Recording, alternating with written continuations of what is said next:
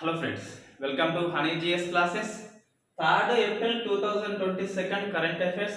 First చూస్తే international relations లో ఈ నేపాల్ ప్రధాని బహదూర్ దెబోవా ఇండియాకి వచ్చాడు. ఈ దెబోవా వచ్చినప్పుడు ఎటువంటి ఒప్పందాలు చేసుకున్నాము, ఈ ఇండియా నేపాల్ మధ్య డిస్ప్యూట్ ఏంటి అని చెప్పేసి మనం డిస్కస్ చేయాలి. ఆస్ట్రేలియాకి ఇండియాకి మధ్య ఈసీటీఏ ఒప్పందం జరిగింది, economic cooperation trade and agreement అని చెప్పేసి. గడిచిన దశాబ్ద కాలంలో ఒక డెవలప్డ్ కంట్రీతో జరిగిన ఫస్ట్ ఒప్పందం ఈ ఇండియా ఆస్ట్రేలియా ఒప్పందం. తుర్క్మెనిస్తాన్కి మన భారత రాష్ట్రపతి వెళ్ళాడు. సో ఇది వెరీ ఫస్ట్ టైం ఆ దేశానికి ఒక రాష్ట్రపతి వెళ్ళడము అనేది. సో ఈ ఎటువంటి ఒప్పందాలు చేస్తున్నారని చెప్పేసి మనం డిస్కస్ చేయాలి. ఇంకోటి, తుర్క్మెనిస్తాన్కి ఇటీవల కొత్త అధ్యక్షుడిగా సర్దార్ బెర్డీ ఎన్నికయ్యాడు. అది మన కరెంట్ అఫైర్స్ లో ఉన్న అంశము జనవరి నుంచి. సైన్స్ అండ్ టెక్నాలజీ చూస్తే ఈ కరోనా యొక్క ఒమిక్రాన్ వేరియంట్ లో కొత్త వేరియంట్ పుట్టుకొచ్చింది, ఈ డెల్టా క్రాన్ అని చెప్పేసి మన వార్తల్లో వచ్చింది. అది కాదు ఇక్కడ. సో ఇది XE వైరస్ అనేది WHO అఫీషియల్ గా గుర్తించింది. WHO ఒక వేరియంట్ ని అఫీషియల్ గా గుర్తించింది అంటే మనం కంపల్సరీ ఏ వేరియంట్ పేరేంటి, ఏ దేశంలో అని చెప్పేసి మనం గుర్తుపెట్టుకోవాలి. ఆ డేట్ కూడా అంత అవసరం లేదు. చేతాక్ హెలికాప్టర్ కి డైమండ్ జూబ్లీ సెలబ్రేషన్స్ అనేవి జరుగుతున్నాయి. ఈ రాజ్నాథ్ సింగ్ మన హైదరాబాద్ హకీంపేటకు వచ్చి సెలబ్రేషన్స్ లో పాల్గొన్నాడు. వెరీ ఫస్ట్ టైం ఒక వాహనానికి ఇటువంటి సెలబ్రేషన్స్ కండక్ట్ చేయడం. జనరల్ గా ఇన్స్టిట్యూషన్స్ కి జరుగుతాయి, వెరీ ఫస్ట్ టైం కాబట్టి మనం హెలికాప్టర్ నేమ్ గుర్తుపెట్టుకోవాలి. ఆపరేషన్ ఉపలబ్ధి అని చెప్పేసి రైల్వే కండక్ట్ చేస్తుంది, రైల్వే ప్రొటెక్షన్ ఫోర్స్ అని చెప్పేసి. టికెట్ల గోల్మాల్ జరగకుండా ఇండియన్ అంటార్కిటిక్ బిల్ అనేది, సో అంటార్కిటిక్ మీద ఒక బిల్లుని రూపొందించిన 28వ దేశంగా ఇండియా రికార్డ్ సృష్టించింది. ఇంతవరకు మనకి బిల్ అయితే లేదు, ఈ ఆర్కిటిక్ అండ్ అంటార్కిటిక్ చట్టం అయితే లేదు మనకి ఇండియాకి. ఈ విష్ణు వృక్షమిత్ర అవార్డు అనేది మన ఎంపీ సంతోష్ కుమార్ కి వచ్చింది. గ్రీన్ ఛాలెంజ్ వ్యవస్థాపకుడు ఈ ట్రీ మ్యాన్ ఆఫ్ ఇండియాగా పిలిచే విష్ణు లంబ చేతుల మీదుగా అవార్డు ఇవ్వడము జరిగింది. సో ఫస్ట్ చూస్తే మనం ఇండియా అండ్ నేపాల్. సో మనకి ఇండియా నేపాల్ ఇష్యూ మనకి జనవరి నుంచి ఎక్కడ రాలేదు. ఆ నేపాల్ పదం కూడా ఓన్లీ BBIN అని చెప్పేసి బంగ్లాదేశ్, భూటాన్, ఇండియా, నేపాల్ అని చెప్పేసి ఆ 4 దేశాల మధ్య మోటార్ వెహికల్ అగ్రిమెంట్ జరిగింది. ఆ ఒక్క దగ్గరనే మనకి నేపాల్ వచ్చింది. ఐ థింక్ నేపాల్ ఇంకా ఇక్కడ మనకి రాలేదు. Okay fine. ఇప్పుడు ఏంటి, ఈ నేపాల్ బహదూర్ దేబోవా ఇతను ప్రధాని ఇండియాకి వచ్చాడు. సో ఎటువంటి ఒప్పందాలు చేసుకున్నాడు? సో ఫస్ట్ చూస్తే ఒప్పందము ఈ జయనగర్ నుంచి కుర్దా ఇక్కడి వరకు broad gauge line, so broad gauge railway line అనేది స్టార్ట్ అయింది. ఒక ట్రైన్ స్టార్ట్ అయింది. మనం ఈ బ్రాడ్ గేజ్ అని గుర్తుపెట్టుకోవాలండి. క్వశ్చన్ డీప్ గా వచ్చినప్పుడు ఈ జయనగర్ కుర్దా స్టార్ట్ అయింది, రైల్వే లింక్ అనేది బ్రాడ్ గేజా లేకుంటే నానో గేజా మీటర్ గేజ్ అనే ప్రశ్న వస్తుంది. So broad gauge means 1.67 metres. Metre అంటే 1 మీటర్. సో నానో గేజ్ అంటే 0.76 మీటర్స్ అని చెప్పేసి మనం గుర్తుపెట్టుకోవాలి. జాగ్రత్తలో వస్తుంది అది. రైట్, ఇది జయనగర్ నుంచి కుర్దా ఒక లైన్. సెకండ్ది ఇంటర్నేషనల్ సోలార్ అలయన్స్, అంతర్జాతీయ సౌర కూటమిలో ఈ నేపాల్ అనేది 105వ మెంబర్ స్టేట్ గా, సో సభ్య దేశంగా వస్తా అని చెప్పేసి అగ్రిమెంట్ చేసుకున్నది. సో మనకి ఇది ఇంపార్టెంట్. ఈ ఇంటర్నేషనల్ సోలార్ అలయన్స్ యొక్క ప్రతిపాదన ఎవరిదంటే ద గ్రేట్ మోడీది. సో ఇక్కడ అంటే ఈ మనకు కాన్ఫరెన్స్ ఆఫ్ పార్టీస్ అని చెప్పేసి ప్యారిస్ ఒప్పందం జరిగింది. సో ఈ ప్యారిస్ ఒప్పందము 2015లో జరిగినప్పుడు ఈ నరేంద్ర మోడీ ఈ సోలార్ అలయన్స్ ని ప్రతిపాదిస్తాడు. ఇప్పటికీ 105 దేశాలు మెంబర్ స్టేట్ గా చేరినాయి. ఈ ISA యొక్క ఉద్దేశం ఏంటి అంటే వన్ సన్, సూర్యుడు ఒకడే, సో వన్ వరల్డ్, ఒకే ప్రపంచం, సో వన్ గ్రిడ్, ఒకే అనుసంధానం అని చెప్పేసి. సన్ ఎక్కడ ఉంటే అక్కడ ఈ సోలార్ ఎనర్జీ తయారు చేసుకోవాలి, దాన్ని గ్రిడ్ ద్వారా అనుసంధానం చేసుకోవాలని చెప్పేసి ఈ రెన్యూవబుల్ ఎనర్జీ వైపు ప్రపంచం అడుగులు వేయాలని చెప్పేసి, కార్బన్ ఎమిషన్స్ తగ్గిపోతుంది అని చెప్పేసి పర్యావరణ కాలుష్యం రాదు అని చెప్పేసి ఈ మోడీ ఈ సోలార్ అలయన్స్ ని ప్రపోజ్ చేస్తాడు. ఇండియా అండ్ ఫ్రాన్స్ రెండు కలిసి ప్రపోజ్ చేస్తాయి. అప్పుడు 70 ఏమో సంతకం చేస్తే ఇప్పటికైతే 105 అయినా ఇటీవల అమెరికా 101 దేశంగా కూడా సైన్ చేసింది. సో మనకి ఇది ఒక విజయంగా చెప్పుకోవచ్చు. ఈ సోలార్ అలయన్స్ అనేది ఐక్యరాజ్య సమితి జనరల్ అసెంబ్లీ కూడా ఆమోదించింది. రైట్. ఒక హైడ్రో పవర్ ప్రాజెక్ట్ ని ఏర్పాటు చేయాలి. సో ఒక హైడ్రో పవర్ ప్రాజెక్ట్ ని ఇండియా అనేది నేపాల్లో ఏర్పాటు చేస్తుంది. అదొకటి. ఈ నేపాల్లో ఈ రసాయనిక ఎరువుల షార్టేజ్ వచ్చి పడింది కాబట్టి సో రసాయన ఎరువులు కెమికల్ ఫెర్టిలైజర్స్ ఏవైతే ఉన్నాయో వాటిని ఇండియా సప్లై చేస్తుంది ఫ్రీ అని చెప్పేసి, ఫ్రీ ఎయిడ్ సప్లై అని చెప్పేసి ఒక ఒప్పందం చేసుకున్నాయి. దీంతో పాటు ఒక పెయింటింగ్ ఇచ్చిండు. సో మినీ పెయింటింగ్ అని చెప్పేసి పిలుస్తాం. ఆ మినీ పెయింటింగ్ లో ఏముంటదంటే రాధా కృష్ణుల ప్రేమ కావ్యం ఉంటది. ఈ రాధా ఈ కృష్ణులు ఉంటారు. ఈ వీళ్ళ వెనకాల మెరుపులు ఉరుములు ఉంటాయి. ఈ పక్క పంటేమో గ్రీనరీ ఉంటది, పీస్ఫుల్ గా ఉంటది. సో వాళ్ళ ప్రేమ అనేది బయటకు చూస్తే ప్రశాంతంగా అనిపిస్తుంది, లోపల తీవ్రమైన అలజడి ఉంది అని చెప్పేసి ఆ పెయింటింగ్ యొక్క ఉద్దేశము. ఈ పెయింటింగ్ గీసింది ఎవరు అంటే Pahari school of painting, Himachal Pradesh వాళ్ళు. So Pahari school of painting రాధాకృష్ణుల ప్రణయ కావ్యాన్ని ఒక వినూత్నంగా గీయడం జరిగింది. వాళ్ళ లోపల అలజడి ఉన్నది, బయట పీస్ఫుల్ గా కనిపిస్తున్నారు అని చెప్పేసి చెప్పడం జరిగింది. పహారీ స్కూల్ ఆఫ్ పెయింటింగ్ అని హిమాచల్ ప్రదేశ్ లో ఉంటది. సో అది ఆ పెయింటింగ్ ఇవ్వడం జరిగింది. ఇవి ఒప్పందాలు. 6th వివాదం ఉన్నది. దీన్ని ఇంకా ఎటువంటి ఒప్పందం చేసుకోలే, ఫ్యూచర్ లో డిప్లొమాటిక్ ద్వారా పరిష్కారం చేద్దామని చెప్పేసి చెప్పుకోవడం జరిగింది. సో మనకి ఇది ఇండియా మ్యాప్ అనుకుంటే ఇక్కడ నేపాల్ ఉంటుందండి.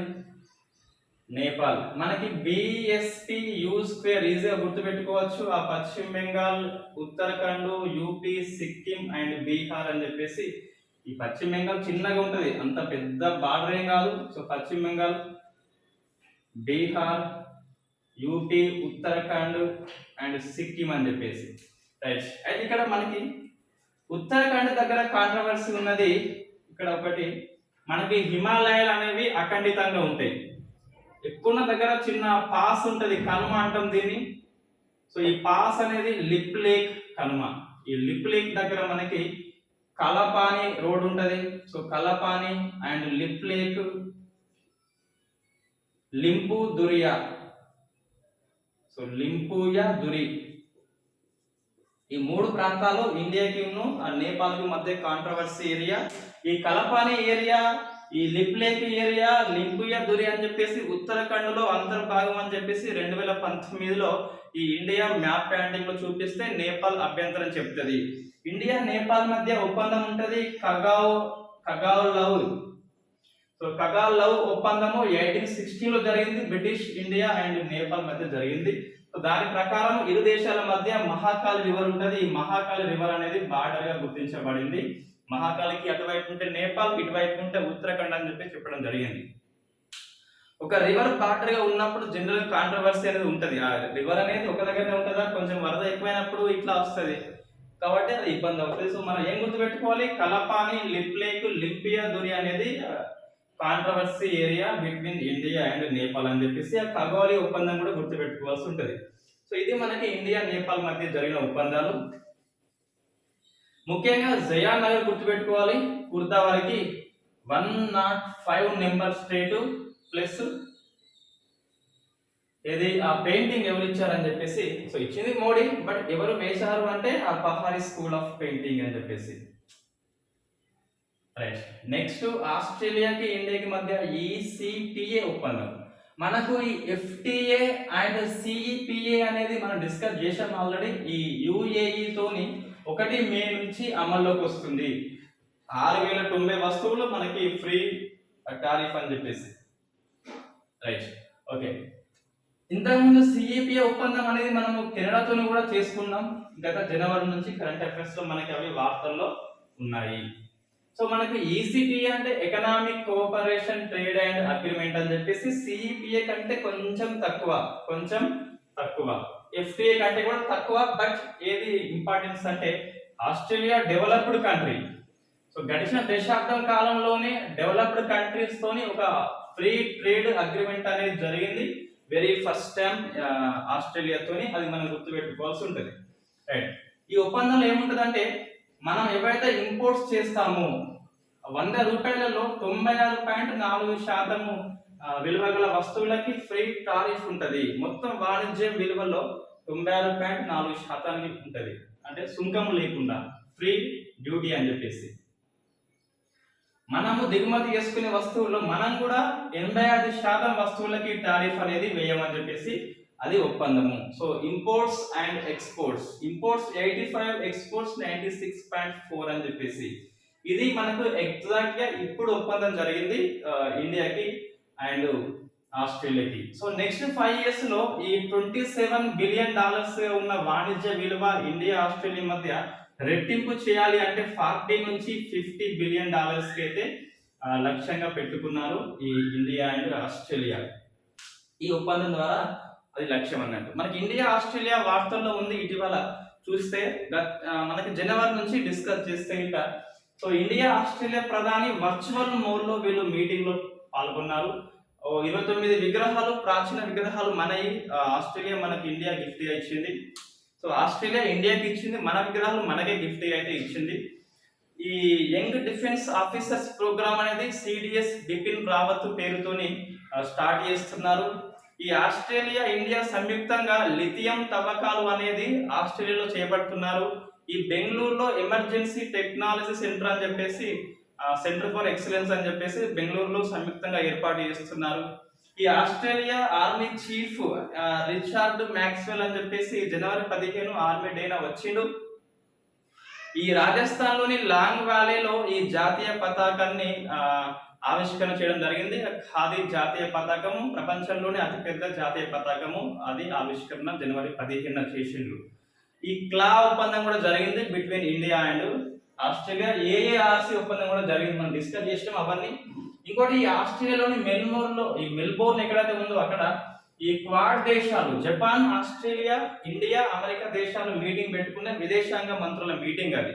ఆ మీటింగ్ లో వెరీ ఫస్ట్ టైం ఈ పాకిస్తాన్ తీవ్రవాద చర్యని అమెరికా ఖండించింది అంతర్జాతీయ వేదిక మీద. వెరీ ఫస్ట్ టైం అది ఇండియా యొక్క దౌత్య విజయం అని చెప్పుకోవడం జరుగుతుంది. ఎందుకంటే ఒక అంతర్జాతీయ వేదిక, ముఖ్యంగా జపాన్, ఆస్ట్రేలియా, ఇండియా, అమెరికా ఉన్నాయి. అటువంటి వేదిక మీద పాకిస్తాన్ యొక్క పఠాన్ కోట్ దాడి అండ్ ముంబై దాడిని తీవ్రంగా ఖండించినాయి వెరీ ఫస్ట్ టైం. ఈ 4 దేశాలు కూడా ఈ ఆపరేషన్ మలబారు లో పాల్గొంటాయి. ఈ ఉమ్మడి సంయుక్త నావికా ఎక్సర్సైజ్ చెప్పేసి పిలుస్తాం. బట్ ఆస్ట్రేలియా ఇంతవరకు పాల్గొనాల్సి ఉంది, బట్ పాల్గొనలేదు. సో ఇది మనకి ఇండియా ఆస్ట్రేలియా మధ్య ఇటీవల వచ్చినటువంటి డెవలప్మెంట్స్. నెక్స్ట్ చూస్తే తుర్క్మెనిస్తాన్ ఒక మధ్య ఆసియా దేశము. సో ఇది మన రాష్ట్రపతి వెళ్ళాడు వెరీ ఫస్ట్ టైం. ఒక ఇండియా ప్రెసిడెంట్ ఈ దేశానికి వెళ్ళిన వాళ్ళలో వెరీ ఫస్ట్ టైం ఎవరు, మన రామ్నాథ్ కోవింద్ అని చెప్పేసి. సో తుర్క్మెనిస్తాన్ కి నూతన అధ్యక్షుడు లాస్ట్ 1 week బ్యాక్.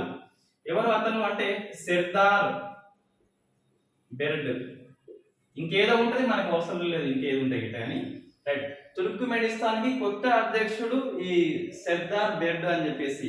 మనకి ఉజ్బెకిస్తాన్ మనకి వార్తల్లో ఉంది. ఈ డస్ట్ లింక్ అని చెప్పేసి సైనిక వ్యాయామం మనకి ఉన్న ఉజ్బెకిస్తాన్ కి. రైట్. ఎటువంటి ఒప్పందాలు అంటే, సో మనకి 30 years అవుతుంది డిప్లొమాటిక్ రిలేషన్స్ స్టార్ట్ అయ్యి సెలబ్రేషన్స్ అనేది షురూ చేస్తున్నారు ఆ రాష్ట్రపతులు ఇద్దరు. అంటే అక్కడ అధ్యక్షుడు మన రాష్ట్రపతి. రైట్. 30 years సెలబ్రేషన్స్ అయిపోయినాయి. నెక్స్ట్ ఏంటి అంటే, ఇది మన ఇండియా అనేది యుఎన్ సెక్యూరిటీ కౌన్సిల్లో భద్రతా మండలిలో 2021 అండ్ 22 డిసెంబర్ వరకు 2 ఏళ్ల కాలానికి తాత్కాలిక దేశంగా ఎన్నికైనప్పుడు తుర్క్మెనిస్తాన్ మనకి అనుకూలంగా ఫేవర్ గా ఓటేసింది. దానికి థ్యాంక్స్ ఫుల్ చెప్పిండు మన రాష్ట్రపతి రామ్నాథ్ కోవింద్. ఇంకోటి డిజాస్టర్ మేనేజ్మెంట్ లో మన యొక్క టెక్నాలజీ అనేది ట్రాన్స్ఫర్ చేస్తామని చెప్పేసి వాళ్ళకు చెప్పడము జరిగింది. సో ఇది మనకి ఒప్పందాలు. ఇవాళ సండే కూడా రాష్ట్రపతి అక్కడే ఉంటాడు. ఇంకేమైనా ఒప్పందాలు వేసుకుంటే మనం రేపు డిస్కస్ చేయవచ్చు. రైట్. నెక్స్ట్ మన సైన్స్ అండ్ టెక్నాలజీ చూస్తే XE అనేది న్యూ కరోనా వేరియంట్, అంటే ఒమిక్రాన్ నుంచి పుట్టిందే ఇది. సో ఒమిక్రాన్ నుంచి మనకి సౌత్ ఆఫ్రికాలో పుట్టింది BA.1.1.529. దీని సైంటిఫిక్ నేము, దీనికి ఒమిక్రాన్ గా WHO పేరు పెట్టింది. వేరియంట్ ఆఫ్ కన్సర్న్ అని చెప్పేసి దీన్ని డివైడ్ చేసింది. అది ఎట్లా డివైడ్ చేస్తుంది, ఎట్లా పేరిస్తుంది అని చెప్పేసి నేను ఒకటి ఒమిక్రాన్ చెప్పేసి వీడియో చేసి ఉన్నాం.